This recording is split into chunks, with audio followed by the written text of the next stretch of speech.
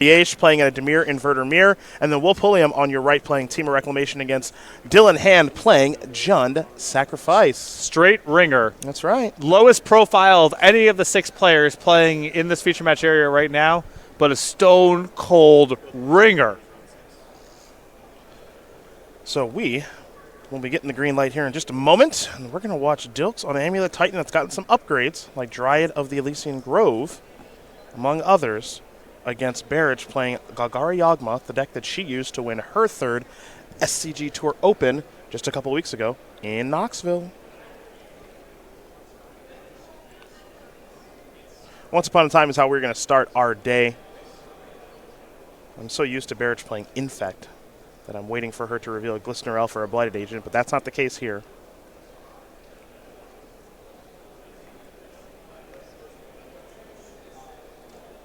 The reveal instead is going to be Yawgmoth itself. And now there's a Verdant Catacombs. So, time to go a searchin'. That'll be a Overgrown Tomb untapped, down to 17. Dilks patiently waiting. Always. And now Birds of Paradise, so a little bit of mana acceleration. We will head over to Dilks, who has a Once Upon a Time of his own, so he'll take a look at the top handful of cards. Amulets, plural, among them. Snow-covered forest. And now one more to take a look at. And I believe that was a Sakura Tribe Scout is the last card. And Barich's deck, basically just straight combo here. Almost nothing in terms of interaction. So against a lot of Golgari-style decks, you would probably be hesitant to value a Tribe Scout very highly because you assume just a lot of removal over there that you're turning on, but not the case here. Nope, we're looking at all creatures all the time. And the combo, of course, Yawgmoth, Thran Physician alongside Drolf's Messenger. Pretty cool stuff there. I've lost to that one online a time or two.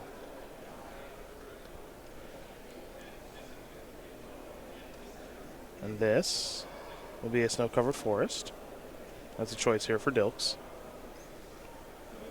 The rest of those cards go to the bottom of the deck at random.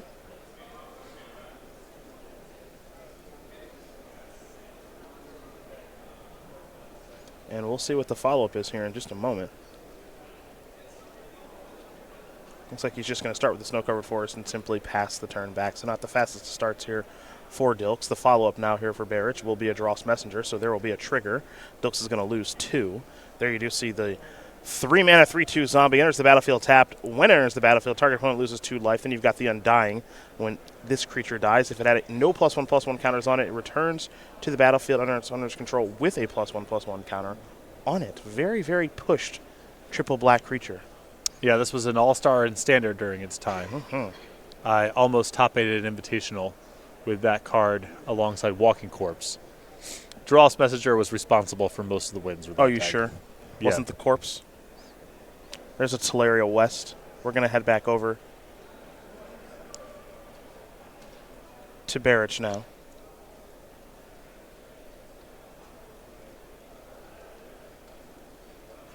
There's an attack for 3. Dilks is going to fall down to 15. Players, welcome to round 2. You have 50 minutes. Please begin. Curious to see what the follow-up is going to be here. It'll be a forest. That is land number 4. And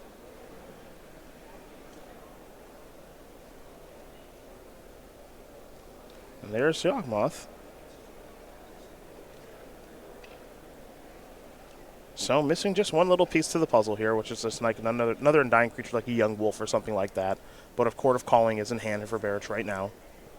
There is Castle Garenbrig. Dilks will play Dryad.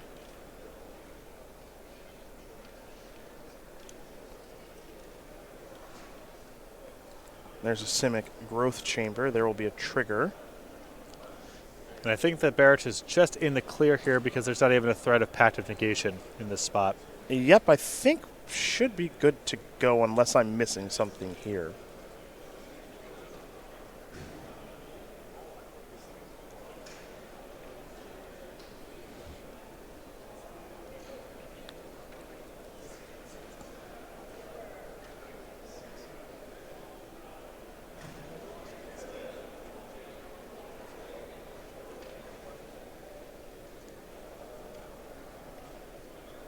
Here's an attack with both creatures.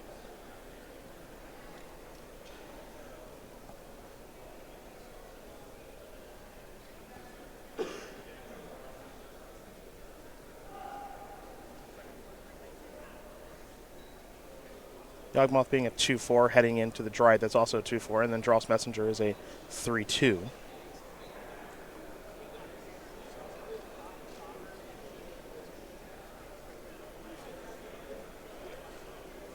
All right, there's Cord.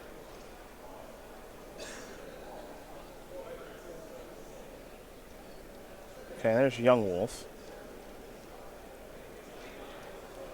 And this little Undying Knucklehead means that, yeah, we are able to go back and forth with the Undying trigger. Sacrifice the Dross Messenger. It comes back with a +1/+1 counter. You sacrifice the Young Wolf, put a -1/-1 counter on the Dross Messenger. Young Wolf comes back and forth and back and forth. You've got enough life to work with to be able to do it, and that is going to do it. Barich gets to convert 1 life there into 2 from Dilks and was already ahead, so there you go. There you go, Aaron. Barich, she's going to win game number 1 here over Matthew Dilks. Golgari Yawgmoth up a game very quickly over Amulet Titan. Remember, Barich was able to win SCG Knoxville just a couple of weeks ago, our second open of the year, with this exact deck. Some minor changes, but past that, you're seeing Golgari Yawgmoth in action. And it might not be a bad time for this deck. I mean, Barich has obviously already had her success with it, but an uptick in Primeval Titan strategies might be very good for this deck's position in the metagame. They don't really respond to the battlefield all that well, and they do appear to be slower as well, and so you should be able to have a pretty good matchup there. Let's take a look at the sideboards here. We'll start with Matthew Dilks. Has 4 copies of Aether Gust, 2 Engineered Explosives, 2 Force of Vigor, 2 Dismember, 2 Beast Within, a Radiant Fountain, an additional copy of Field of the Dead, and a Reclamation Sage. Definitely want the 2 copies of Dismember here. Aether Gust seems strong as well. Could be talked into the explosives too. Enough 1-mana cards. We move to the other side of things here for Barich. 2 Thoughtseize, 2 Veil of Summer. A lot of one-ofs in Plague Engineer, Assassin's Trophy, Dampening Sphere, Thrashing Brontodon, Abrupt Decay, Phyrexian Revoker, Obstinate Baloth, Kitchen Finks, Ashiok Dream Render, going to prevent the searching, along with a Reclamation Sage and a copy of Lost Legacy, so a lot of options. Yeah, I like the Ashiok, the Lost Legacy, the Reclamation Sage, the Damping Sphere, and the Assassin's Trophy. So very strong sideboard. If you have the wiggle room, I could be talking to the 2 copies of Thoughtseize as well. You know, a lot of Dilks' hands is going to have just 1 payoff card. But I don't know how much wiggle room Barich really has here, because we're already looking at quite a few cards to be bringing in.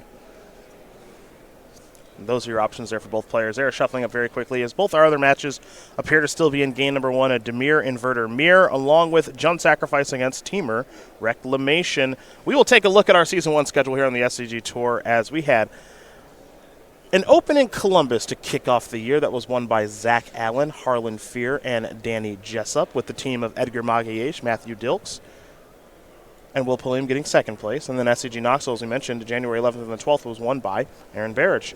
We're working on crowning a champion here the next weekend. We're going to the casino. Oh, yeah. Team Constructed Open in Philadelphia at the casino. So make sure to check that out next weekend.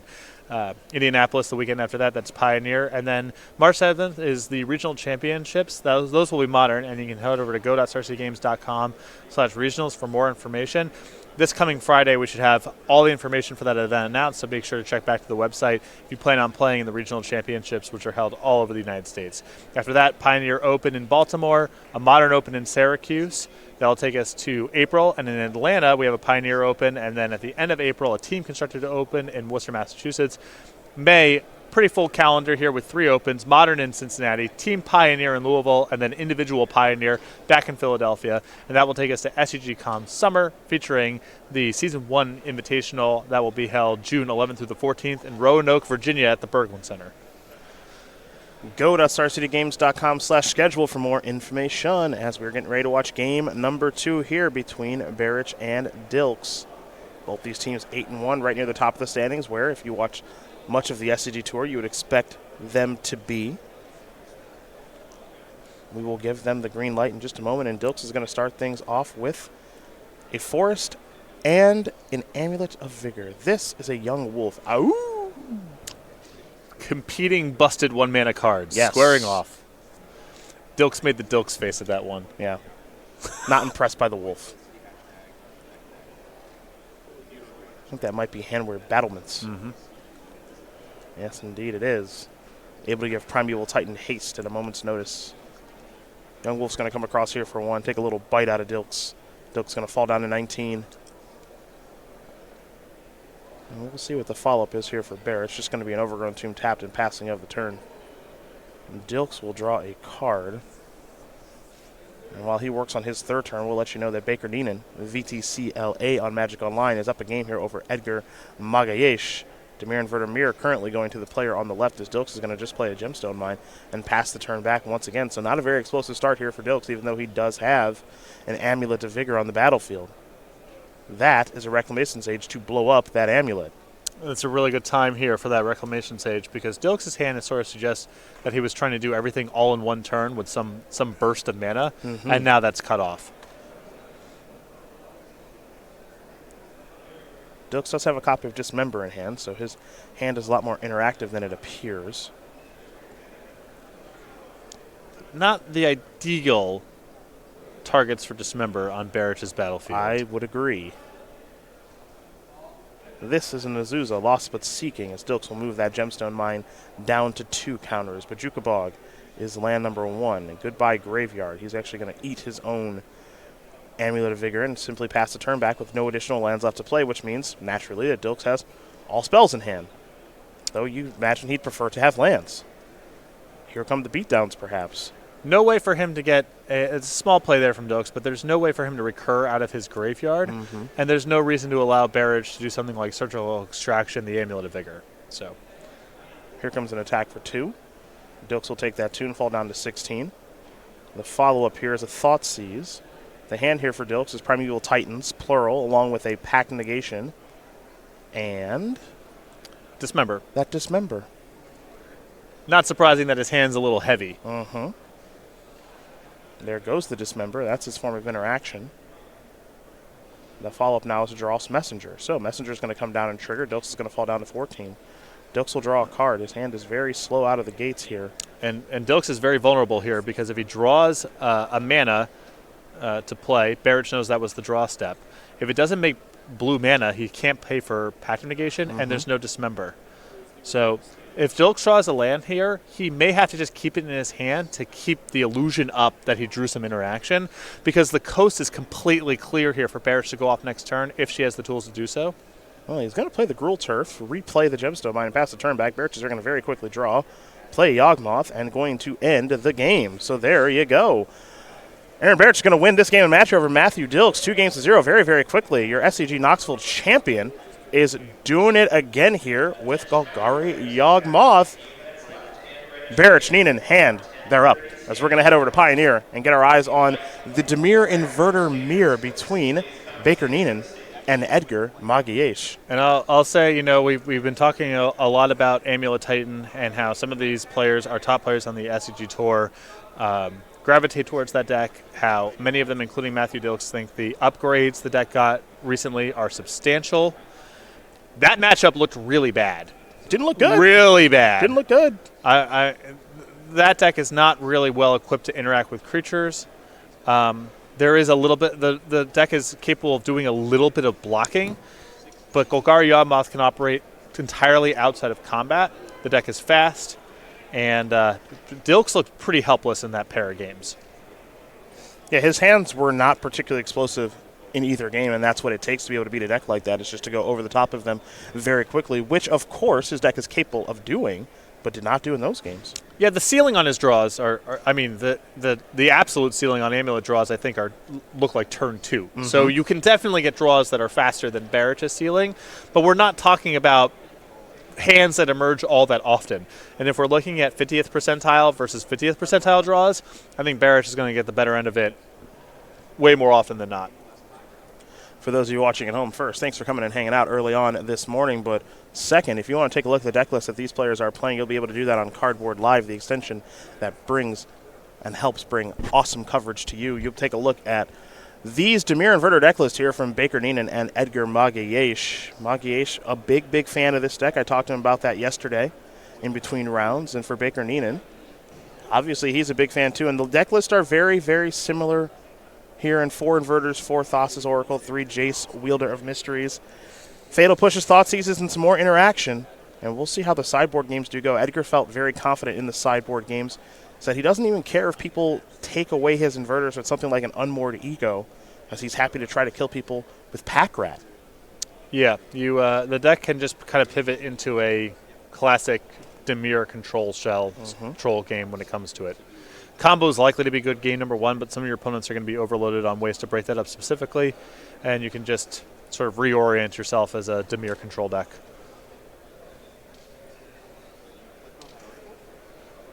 So we are going to be underway here. Choked Estuary, one of your favorites. Ooh, it's really that bad out there. Revealing a swamp, and now it's a Thoughtseize. So Jace, Wielder of Mysteries, plural, along with a couple of lands here, and a Mystical Dispute, as Edgar's going to record this information and figure out the best way to move forward. Those lands are an island, it's like a watery grave, and a Temple of Deceit. Been a hot minute since we've seen the Dimir Temple. Goodbye, Mystical Dispute. Hello, Temple. That card will stay on top there for Baker, and we'll head back over to Edgar, who has a swamp, and there is a Thought Eraser. So he's going to pick it apart even more. The card that was drawn was Dig Through Time. Now does Edgar want to take one of these 2 Jaces or take the Dig, and it looks like he's happy to take the Dig. Edgar will now Surveil, put a Dig into his graveyard, and pass the turn back over to Baker, who left this card on top. He'll play a Thoughtseize right away. You see a Censor, a Dig, and a Fetid Pools. Yeah, the Censor and Dig Through Time here, neither of these cards are that surprising to see in hand because they would really justify the way that the Thought Erasure went last turn, with hoping to line up your Censor against one of the Jaces, and then having a Dig Through Time in hand, which would justify surveilling over the Dig Through Time when you revealed.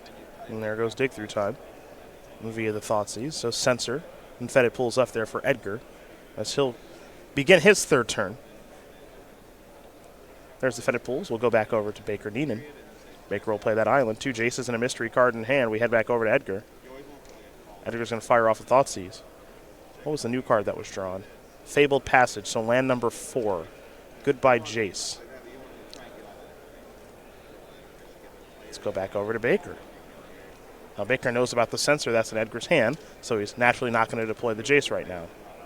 Will Edgar cycle the Censor? Is an interesting question. Yeah, I mean, he can cycle now and try to keep it going. The problem here is if Baker draws land number 5, then he can play through the Censor. But if you cycle the Censor, Neenan has a pretty good justification to cast the Jace next turn, and if you don't have a follow-up response, it looks pretty bad. Well, he's going to cycle and draw a new card, will Edgar. Now he'll untap and he'll draw again.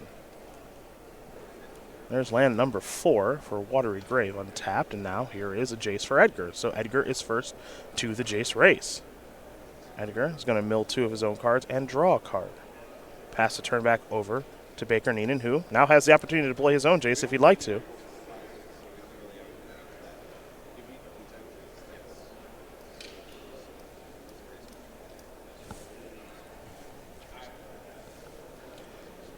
Jace, Builder of Mysteries, a 4-mana Planeswalker. Triple blue, somewhat difficult to cast, but it is powerful when it is on the battlefield, and it is a win condition for this deck in combination with Inverter of Truths. If you would draw a card while your library has no cards in it, you win the game instead. The plus, as you saw Edgar do on his turn, his target player puts the top 2 cards of their library into their graveyard. You get to draw a card. And the -8, which I'm curious to see if that does come up. Draw 7 cards, then if your library has no cards in it, you win the game. That one, of course, from War of the Spark.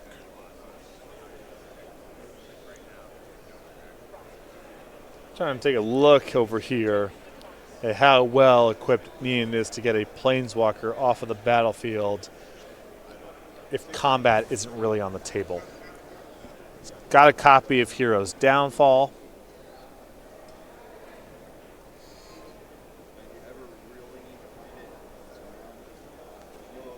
And that is about it. Okay.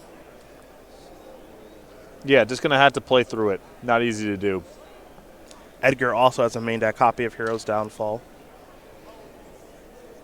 And his sideboard doesn't have very many ways to get off the battlefield either. So for both players, once a Planeswalker is kind of on the battlefield, it looks like it's just going to hang out there. So Yep. Edgar's going to mill Baker 2 and then draw a card with his Jace. And now it looks like we might be going towards Dig Through Time. So Edgar's going to roll up his sleeves. Looks like he'll be delving 6 cards.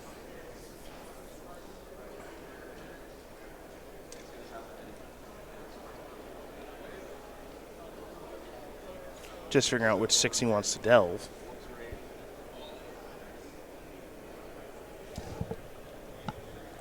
And then he'll take a look at the top 7 and take 2 with him.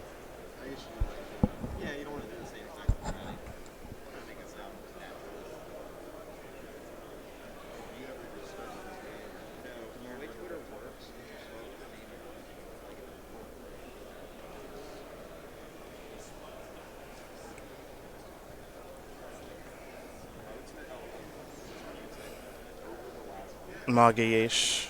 Trying to figure out exactly how to work through this game when both players do have a Jace. Is he on the hunt for Inverter? Is he on the hunt for Pack Rat? I'm kind of, if I'm in Edgar's spot, I'm kind of interested in just finding more defense. Because the pacing of this game is so favorable for him.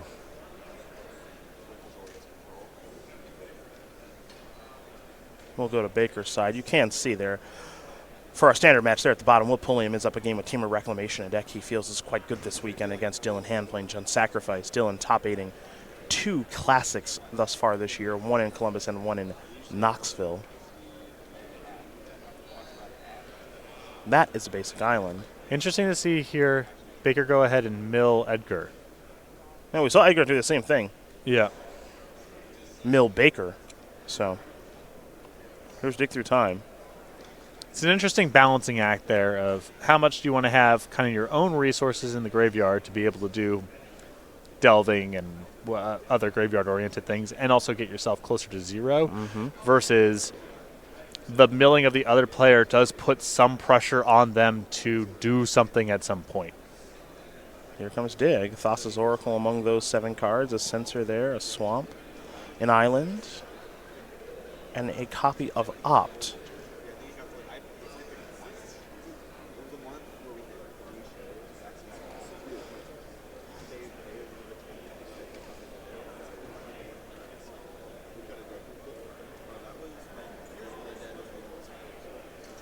All right.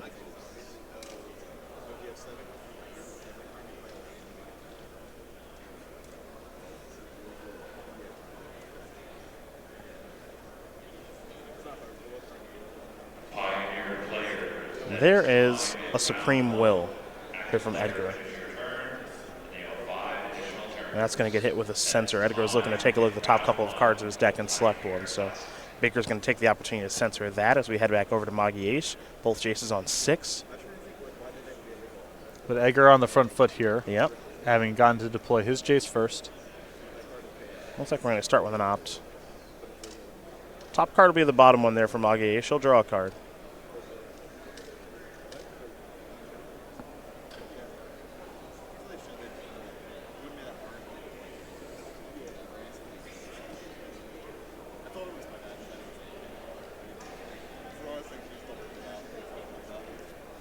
There's a plus. He's going to mill himself this time and then draw a card. So you mentioned the balancing act. We're seeing it in action.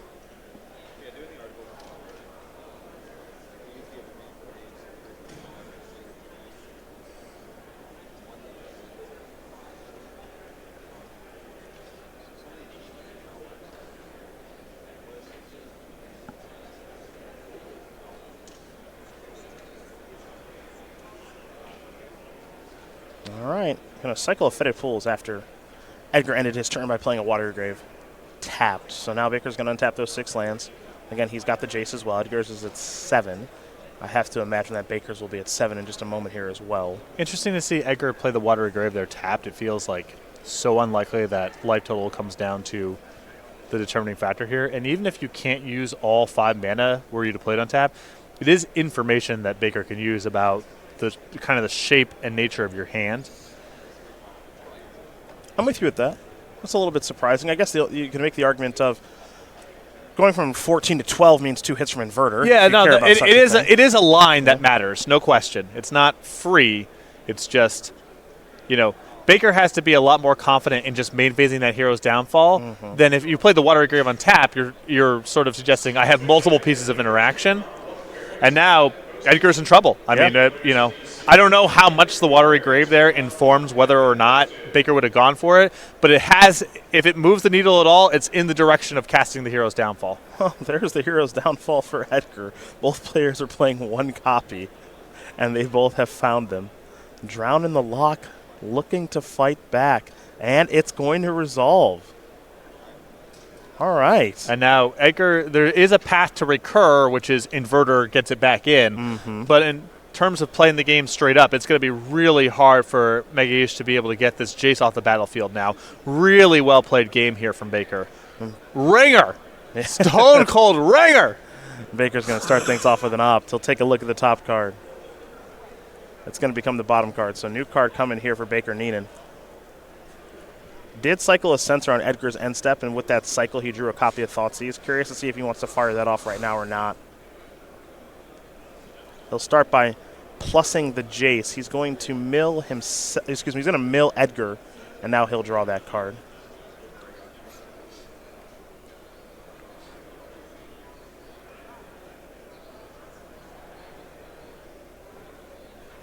Now, perhaps here comes that Thoughtseize. Absolutely. Edgar's hand pretty weak. Fatal Push, Fabled Passage, and a Thassa's Nothing, Oracle. just air. Yeah, extremely, extremely weak hand here for Magalhaes. And if Baker Neenan's able to win this game, he'll be able to win the match for his team. And that team of Barich, Neenan in hand would stay in first place here after 10 rounds of competition.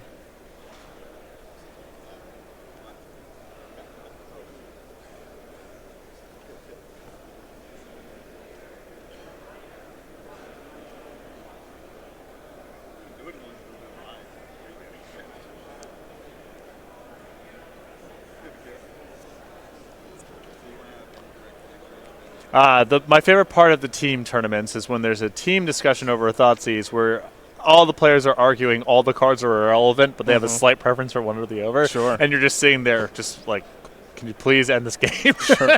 just pick a card. Just break it. Yeah.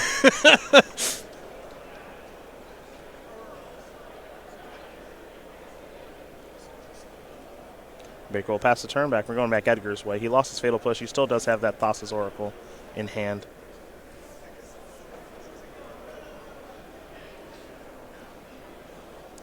Or at least I thought we were going to head back Edgar's way.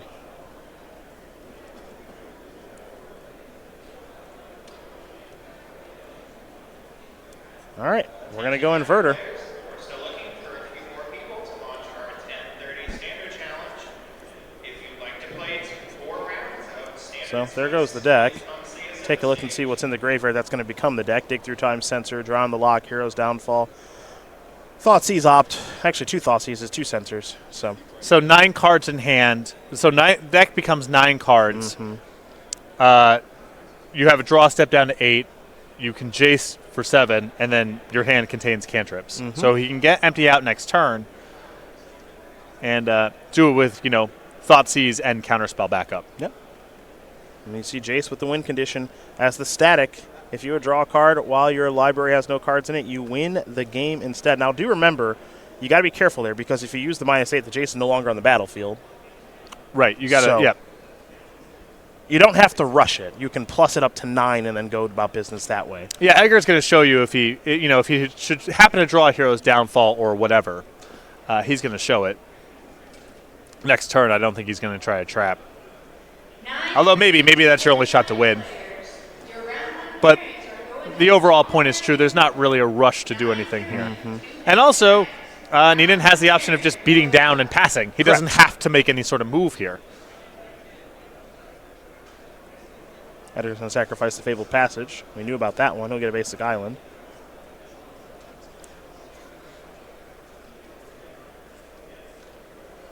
Now we're going to see a Thassa's Oracle. So there will be a trigger here.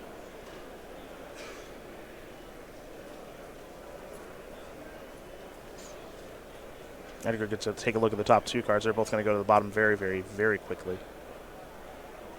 And he will simply pass the turn back. So Neenan's going to untap with that 9-card library. It's down to 8 after drawing a card. He's going to cash in Jason. He's got Thassa's Oracle in hand, so. Yeah, he's going to get to do this with Thoughtseize back up, as we know that is part of the deck right now. 4. Drown in the Loch. 5. A lot to play with. 6. 7. 1 card left in the deck. Clear the way with the Thoughtseize, perhaps. Yes, we will. Edgar's hand is just a land. Here comes Thassa's Oracle. That'll do it. Baker Neenan's going to win this game and match over Edgar Magalhaes, 2-0. The team of Barich, Neenan, and Hand move up to 9-1. They were in first place.